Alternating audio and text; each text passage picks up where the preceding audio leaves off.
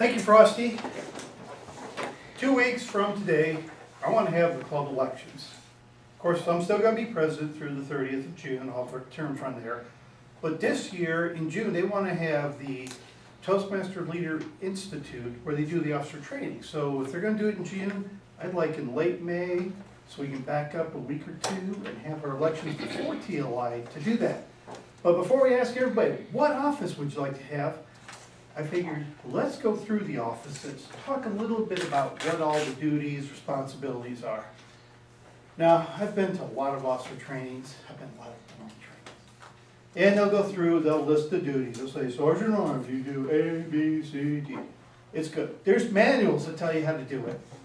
So I took a few contemplative minutes and said, what's a different way to do it? I said, what if I tried to find one word to describe each of the roles and explain why I feel that's a good role for that, or a good word for that role, and go from there. Now, probably not officially Toastmasters approved, no Toastmasters approved material, but it's going to give a good idea of what you could expect in the various positions for Toastmaster club officers.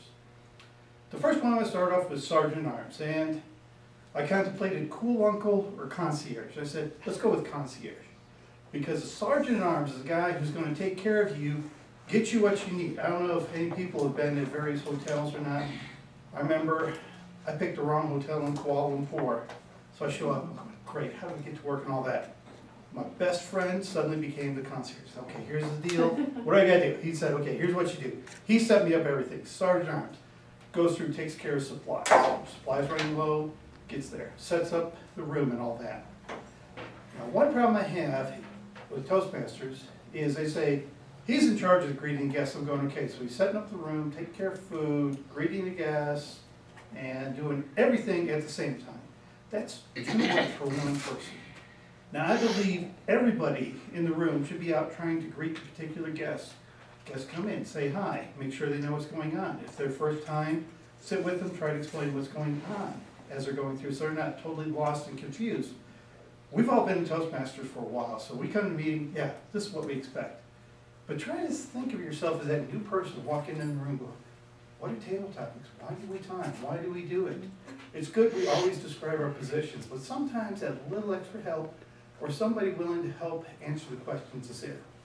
They say Sergeant at Arms and Toastmaster Manual, I say that's something the Sergeant at Arms can delegate as needed to do it there. So your Sergeant at Arms is going to set you up, going to take care of you.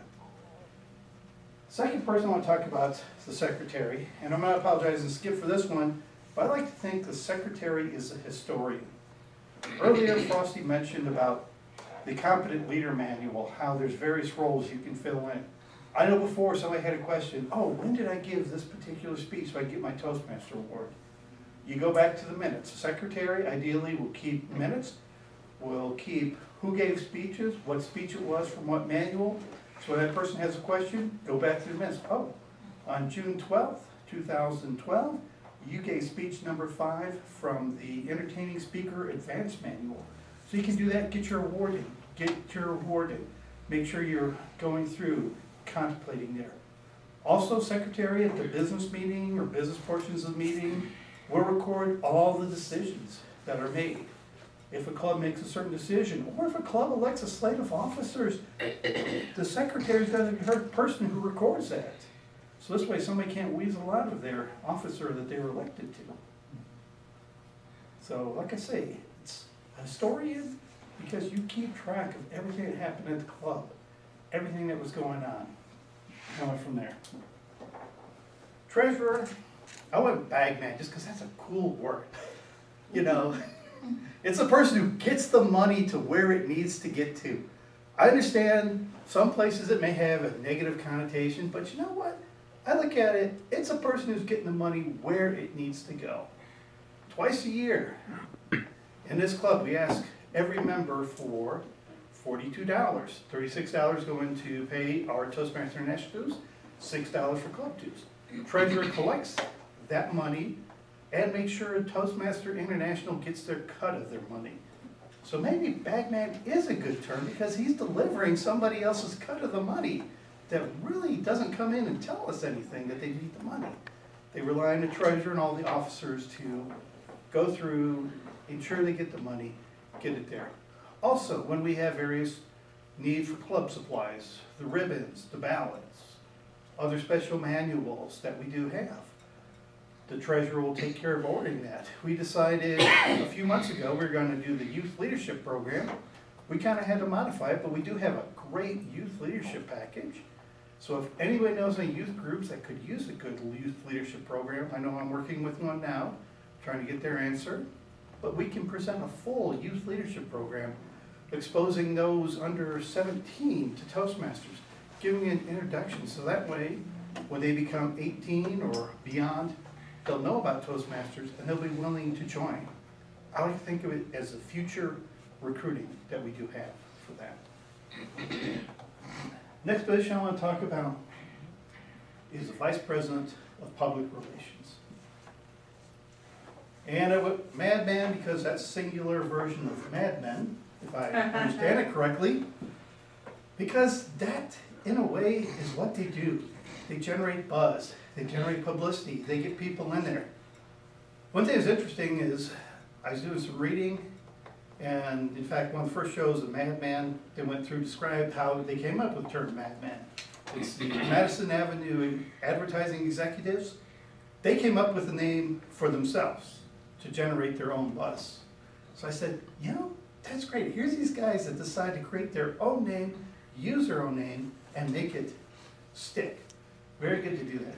The Vice President of Public Relations will go out, publicize the club meetings, let people know what's going through, work with various media channels trying to get through stories, events.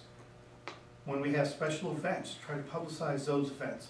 Also, the VP of Public Relations can publicize other Toastmaster events that we do have.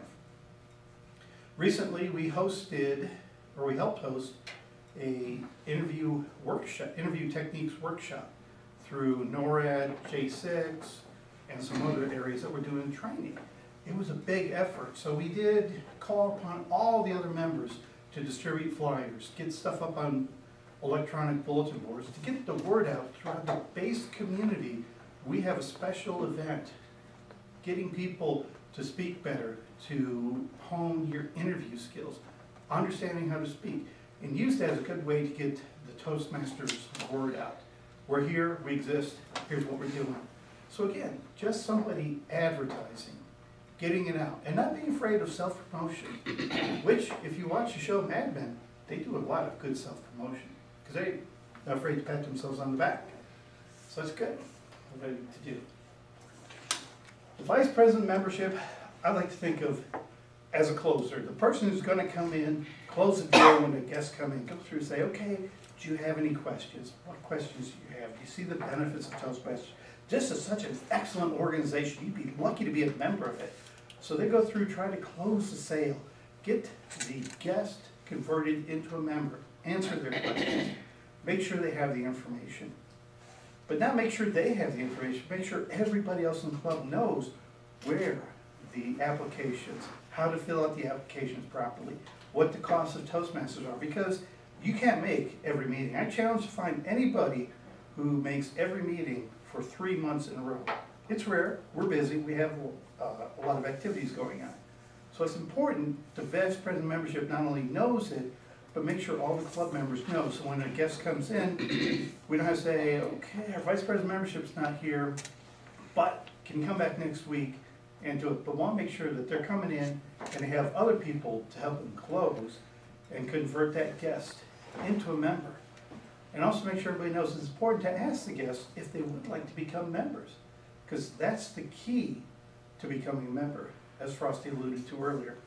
Personal story, I visited another club 3 or 4 times. I kept visiting. They said, well, you keep visiting. He said, well, nobody's giving me an application. Again, give people applications, ask them to join. 2 of the best ways to get them to be members. 6th office I'm going to talk about is the Vice President of Education. I kind of picked pusher because this is the person who's going to push you to get your educational awards. He's going to push people to give speeches, to fill the evaluator role, to fill the table topics master role, all the other Toastmaster roles, so we have an exciting meeting and doing it there.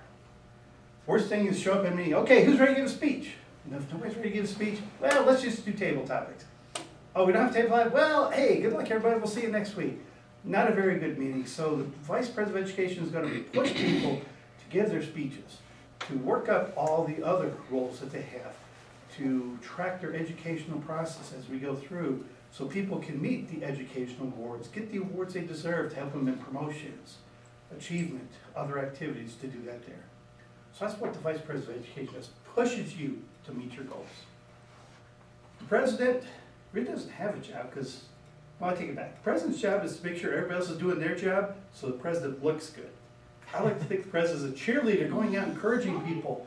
Are you doing it? Hey, do you have any problems? Do you have any questions? Do I need to sit down and work with you? This person is going to encourage everybody else to make them look good, because that's kind of what presidents do.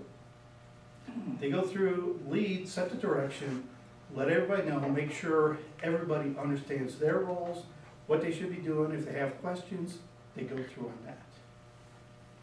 So fellow Toastmasters, 2 weeks, I want to have elections. And hopefully everybody has had some time to think what roles they may like, what office they might like to have, because I would like to have a slate of 7 officers, or 7 nominees up to do that.